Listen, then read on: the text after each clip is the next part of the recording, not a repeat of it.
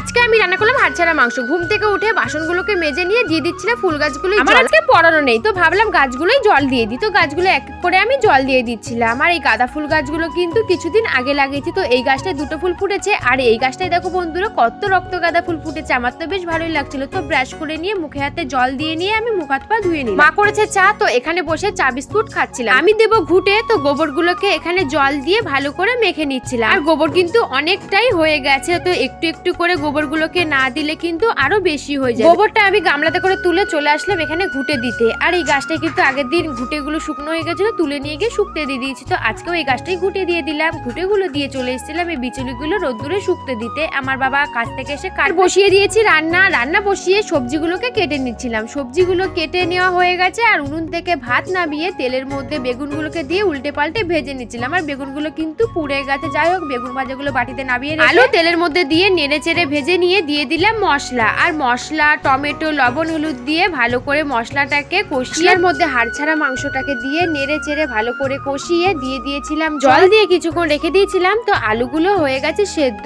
আর হাড়ছাড়া মাংসটাও কিন্তু আমার রান্না করা হয়ে গেছে। আর সয়াবিনকে তো আমরা সবাই হাড়ছাড়া মাংসই বলি। যাই হোক, আমার সয়াবিনের তরকারিটা রান্না করা হয়ে গেছে, গামলাতে নামিয়ে নিলাম। আর ভিডিওটা ছিল এই পর্যন্তই।